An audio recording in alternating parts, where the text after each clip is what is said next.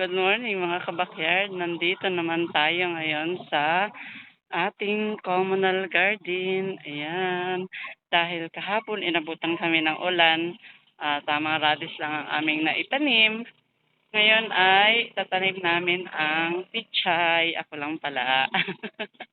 Kasi wala aking mga taga-kasamahang mga dito sa Porok kasi nga ngayon ay Martes, araw ng Martes, ah, August 15, 2023. Ayan, papakita ko sa inyo ang pagbubunot ng aming pichay.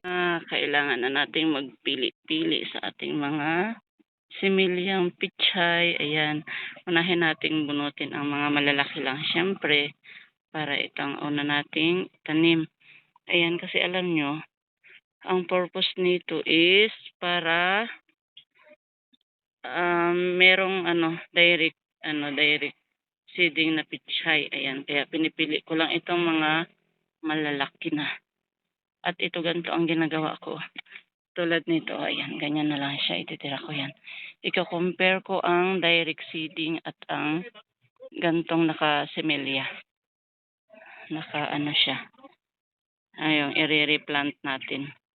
Para malaman ko kung gaano kabilis lumaki ang naka-direct na hindi na siya naililipat pa, hindi na siya kailangang magalaw. Ito, pampiliin lang natin itong mga makakapal-kapal. Kailangang bawasan. Yan. Kasi marami ako itatanim ngayon. Ito. Yan. Ito dahil malaki na yan, hindi ko na siya tatanggalin dyan. Ito na lang mga katabi niyang maliliit ang aking tatanggalin. Kasi wala na siyang halos katabi. Ito na lang maliit. Yan. At ito na nga po ang nakaprepare na tataniman natin ng ating pichay. Yan. Lagay na tayo ng mga pichay. Okay, lagay ko muna para alam ko kung gaano pa karami ang kulang. Kasi hindi rin siya pwedeng masobrahan ng bunot. Kasi sayang naman kung hindi maitanim. Kaya i-estimatein ko muna ito. Ayan. Lagay-lagay lang muna tayo, mga kabakyard. Dito ito sa ating communal garden. Sali tayo sa competition, mga kabakyard. Pero, na-late lang kami ng tanim kasi nga, biglang nabago ang aming evaluation. Kaya nataranta si ako. Ayan, pero okay lang yan. Makakahabol pa rin yan. Ayan. Lagay-lagay. Malapit na. Kunti na lang. Tayo maghuhukay na ay magtatabon. Ayan. Okay na. Dahil wala tayong cameraman, ito, isang kamay lang, paralyzed itong ko eh. Pag nagbibideo kasi ako mga kabakyard, walang taga-video, kaya ito, ganito lang tayo magtanim. Isang kamay, ang isang kamay is nakahawak sa ating camera. Ayan. Pero okay lang yan. At least makapagtanim tayo. Ayan, nasira kasi yung stand ko mga kabakyard eh. Wala pa akong pangbili. Ayan. Kaya, tsaga-tsaga muna tayo magkamay-kamay. Kailang yan, no? Ganyan lang talaga pag nagsisimula pa lang. Simula tayo sa konti. Pero, how many years yan? Dadami na rin yan, di ba? Makakabili na tayo ng maraming stand. Kaya, please lang sa mga subscriber ko, lagi nyo lang panoorin ang aking mga vlog. At sa mga hindi pa nakapag-subscribe, please, subscribe na po kayo para lalo pang dadami ang aking mga subscriber. At darating na tayo sa puntong ma-monetize na, o 'di ba? Ngayon kasi wala pa, eh. Mahaba-haba pang ano, mahaba-haba pang aking tatahakin. Pero okey lang 'yan mga ka-backyard, willing to wait naman, gano'n lang po talaga. Ito na, kapag may tinanim siyempre meron tayong aanihin, parang ganito lang 'yan, eh, nagtatanim tayo tapos pagdating ng 1 month meron na tayong pang-ulam, oh, 'di ba?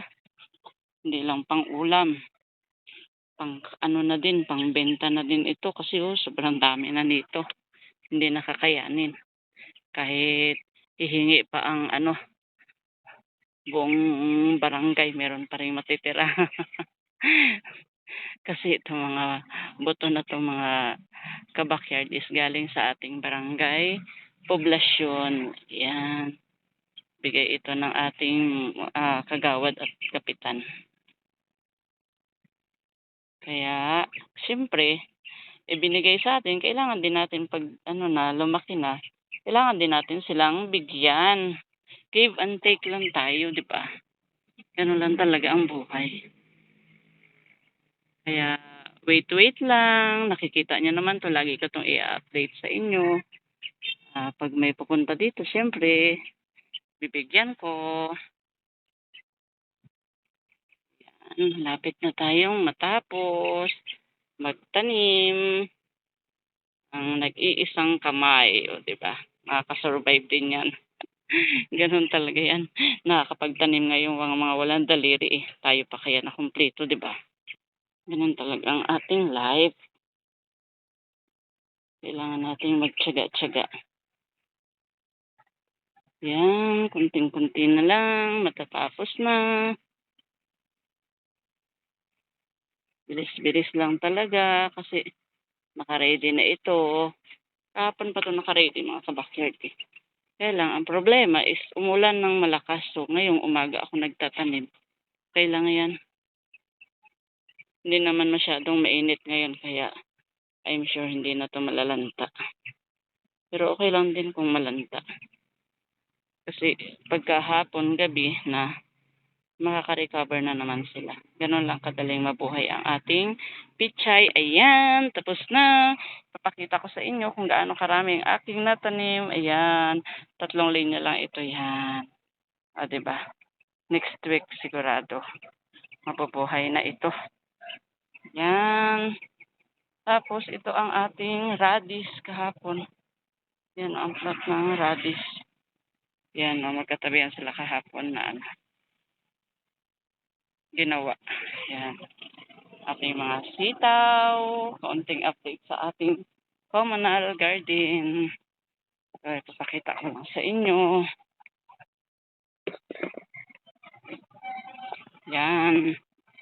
Ito na ang ating sibuyas dahon. O 'di ba? Konting-konti na lang 'yan. Magkakaroon na ng maraming ano, suhi. Itong mga kabakyard, tignan niyo yung radish. Ang bilis lang lumaki ng radish, grabe. Tingnan niyo, oh, grabe ang laki, oh. Ang laki ng kanyang laman, oh. Halos ano na, isang braso ko na. Tanggalin ko lang 'tong mga dahon na ano, tuyo para makita niyo.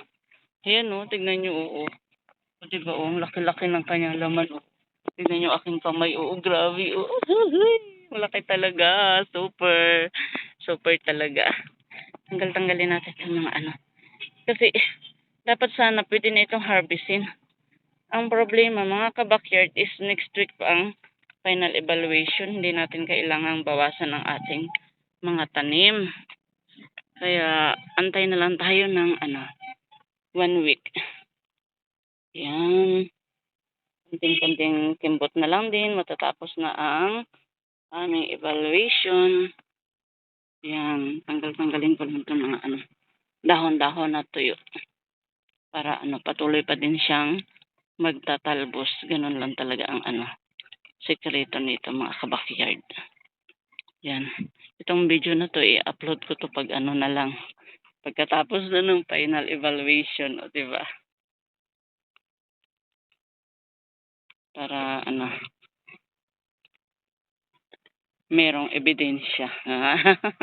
Ebidensya na ang aming mga tanim is super lulusog. Ayan. Napakaganda talaga ng nagtatanim-tanim mga kabakyard. Itong radish nakaraan is pagkamahal-mahal nito. Hindi ko lang alam ngayon kung magkano na lang ang kilo. Pero parang mga 30 pa rin yata ang kilo sa palengke. Ayan, grabe. Ang lalaki kasi ng kanyang mga dahon mga kabakyard. Tapos ito naman yung aming okra. Itong okra, ang lalaki na talaga. Oh, grabe, hindi ko lang pinipitasan para syempre meron siyang mga bunga. Pero nung una, 2 beses ko na itong harvestan eh. Ayan oh, tingnan mo oh. Grabe oh, ang lalaki na. Ayan, super laki.